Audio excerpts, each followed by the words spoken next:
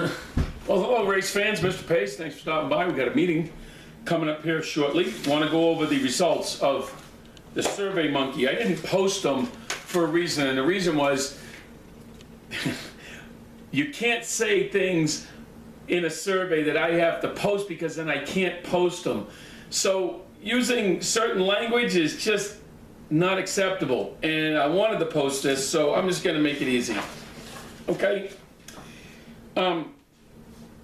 The biggest thing here that we got from the original Survey Monkey with the second one online was over 90% of us wanted an audit, a forensic audit of all the books, and that includes even people that weren't for some of the other stuff. We're all for a forensic audit, so we got that covered. Number 2 on the list was goodbye to Lisa Peterson. That was an overwhelming. Number 3 was goodbye to Jan Pizzi. That was it, in that order. So whether you like me or not, these are not my responses, because guess what? I didn't do one. So this was all but Mr. Pace. I asked the questions and I let other people answer. So all of these people that responded to the Survey Monkey, okay, were dead set against all that stuff. The only thing that was about a 50-50 was the Park and Rec matter when it pertained to the fees, but then there was comments about that as well, that the fees were too high or there wasn't enough services or whatever the case was. So that one we got. So let's get on to Barney's comments on Nextdoor. I can back up all of these 15 claims right here. They're easy to do. Let me make this really clear to everybody. We are a pass-through paying agent for the bonds, okay? So basically, what you have is a group of elected officials who are acting as basically an office staff. That's it. Now, there are other things they can and can't do, like create policy and make things harder on people here and jack up the rates and not tell you the truth and not post documents and withhold evidence and just about everything you've seen on this website. But now we have Barney on the other side saying this site is fake. Well, like your hair and a few other things I'm sure you've faked throughout life, this site isn't one of them, okay? So I'm going to leave it at that, because all you've ever done is crawl into bed with the developers, and what I'm still trying to ascertain is whether you guys went to them or they came to you. And I'm leaning towards the aforementioned and not the latter. So in this election, I'm just waiting to see one foot drop, and that is the Flyers. That's all I want to see first. Then we know it's on. But between now and then, here's what we have, okay? A board that doesn't listen to its constituents. Never have, never will. A board that does what it wants, where it wants, when it wants. A board that's made no effort to cut operational expenses, which led to higher bills. Flat fact. Every single increase has been specifically for a purpose. What they do, they create a budget and then they spend up to that budget. It's not how it works. It's not how it's supposed to work. You're supposed to find ways to cut the budget, and they've done neither or, okay? Penny here and a penny there, it doesn't count. Hiring communications people to put out your spin? No, that's 50 grand right there.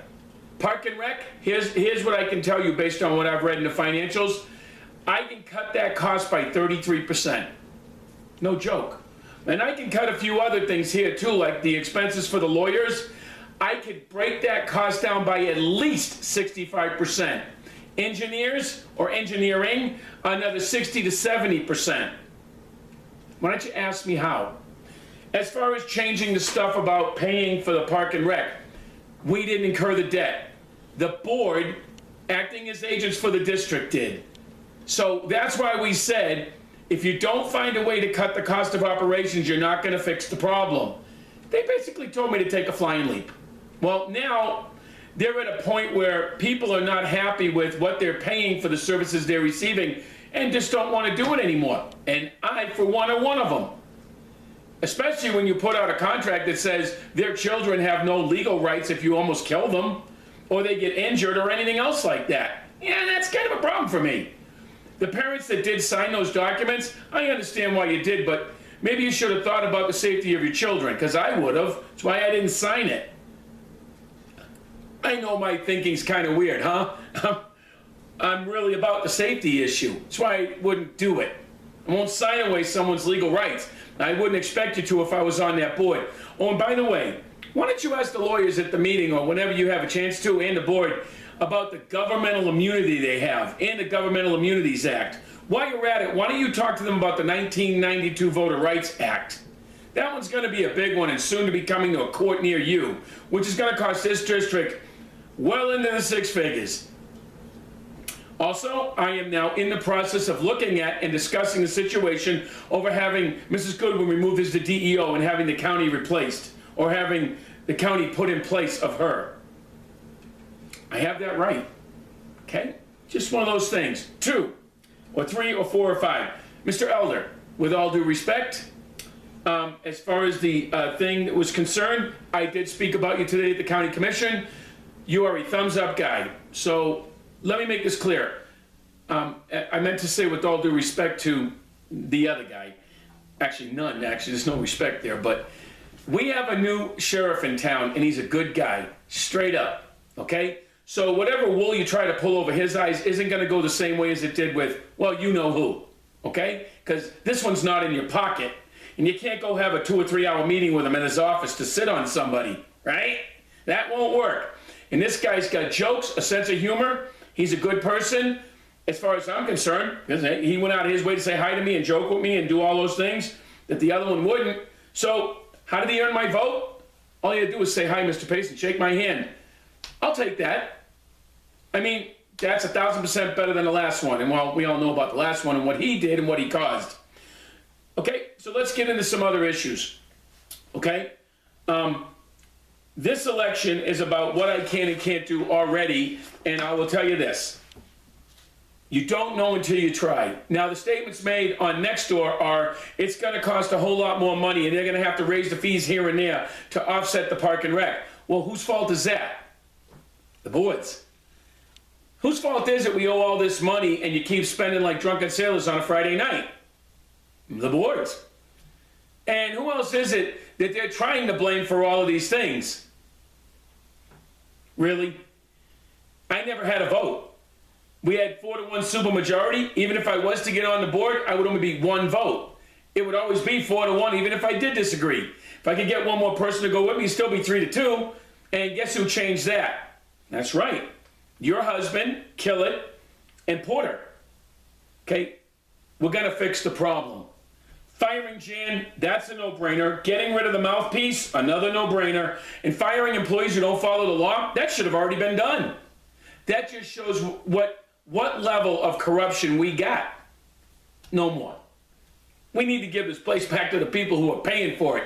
Yeah, you're paying for it, but you're making us pay for your mistakes. Just can't do that. And to Mr. Pitsy, Anthony, Goomba, over here, expect, okay? Don't come on here and tell people I spent $300,000 in legal fees when it was Woodman Hills who made the choice, the conscious decision to do that. But if you're going to come out here and badmouth me about the money, do you really want to talk about the millions of dollars your wife wasted while she was on the board and then some? Yeah, we don't want to go down that road, do we? Because you know I got some of those records. Okay. So, Mr. Green, Mr. Case, why don't you sit this one out and let us have a regular election, okay? Because I'm really just not a kind of person that's going to sit here and let you inflict any more emotional damage to me, my family, and my kids by allowing you to do this. It's not right. Well, you can do it, but I think maybe we ought to have a talk about it. What do you think, huh? All right. Good to go. So, dilly-dilly. Thank you, everybody, for stopping by. Sheriff Elder, if you ever need to bring me a pair of bracelets, you know where I am, and you got my phone number. And I hope you get elected. You're a good man. As far as I'm concerned, I don't care what anybody else says.